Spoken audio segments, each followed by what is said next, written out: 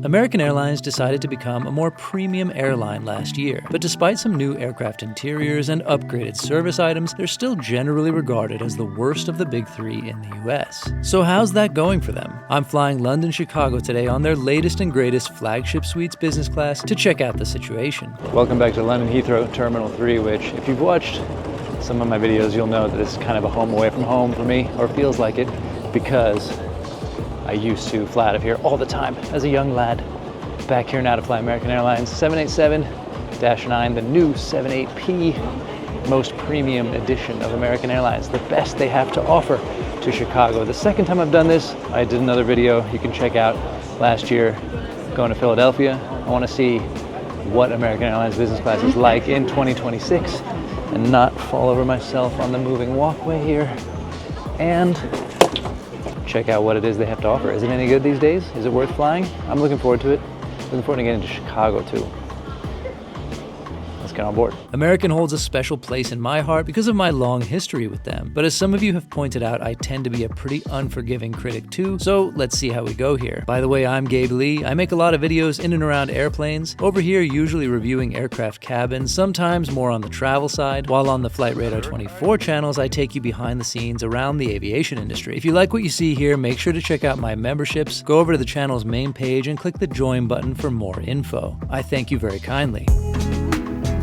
I think from a design perspective, you could find some faults here. It's probably going to look dated pretty quickly, but I appreciate that we have some other colors besides gray and blue in here, and I really like the feel of the fabrics. The headrest doesn't cause any awkward neck positions, and it's the right amount of squidgy. To me, this cabin is understated but memorable, and it feels comfortable to step into. So on this front, I approve. You even get slippers and some pretty decent bedding. This flight features special USA World Cup branded amenity kits, which at first I thought, oh man, this looks very cheap, but stay tuned because it's actually better than expected. And of course, we have a closing door here. I don't go out of my way to seek out closing door suites, but it is a nice little bonus for a feeling of a bit of extra privacy. There's plenty of room in the footwell as well. Because this is a US airline, we shouldn't be surprised to get mediocre sparkling wine in a plastic cup as a PDB. But okay, this is not going to make or break the experience, right? You can connect Bluetooth headphones to the IFE, which is a really handy new feature. And let's get into the sky.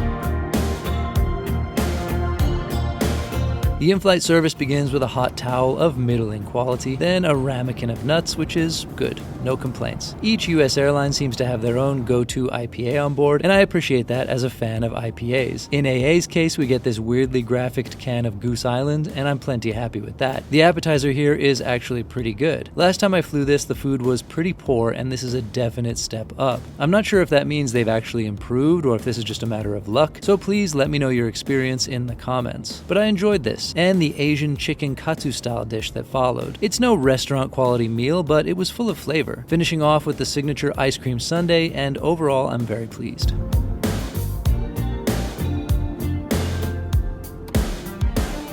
So one thing about this, when I first saw this amenity kit, I thought, ugly, and so kind of specific with USA Stock. I mean, yeah, that's kind of cool to do a partnership with for the World Cup, yes, but quite ugly, quite cheap looking. I took out this thing, which had made me think this was just kind of an ugly navy plasticky amenity kit, but actually it is a clear case with a kind of nice little strap, and I don't know what you're supposed to do with this, but I feel like I want to take my toiletries through security in this, wrapped kind of over my shoulder, slung over my shoulder.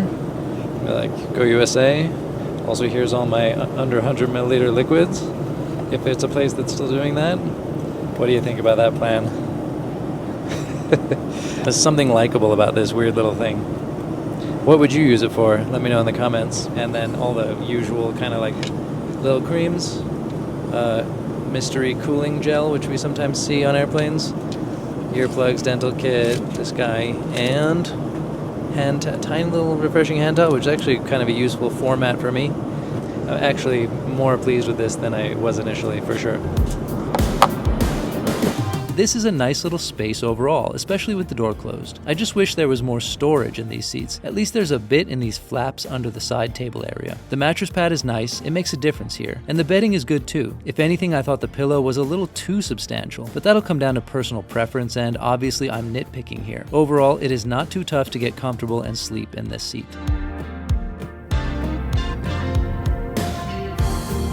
And the pre-arrival meal is a steak sandwich. I give it a 5 out of 10, but it was pretty satisfying. We pulled up to the skies above the Midwest just as one massive storm had passed through and another was headed towards O'Hare. Good timing on our part. Although it was pretty bumpy on the approach, we managed to land without much delay, unlike some of the earlier transatlantics that day that had to divert to airports around the area.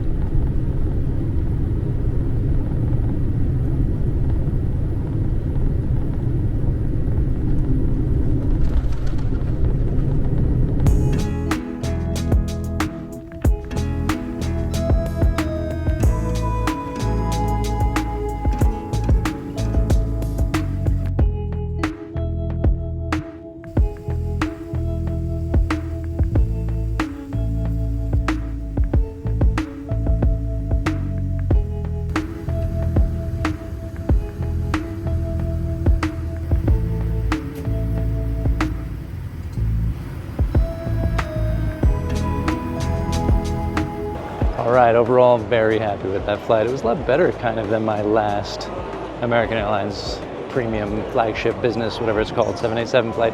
I think, American Airlines has its good days, and this was one of them, pretty much. Like, not the best day, but quite good, and I happily take that again. It's a good quality product. And here we are in O'Hare, battling thunderstorms. I'm now on my third rescheduled flight, trying to get to Cleveland to fly the Goodyear blimp. You'll see that over on the Flight Radar channel. Hopefully I make it on this third try flight. United now. I was going to take American, then a United flight, then now a new United flight in a couple hours. So wish me luck. Thanks for coming along. I'm Gabe Lee. See you next time.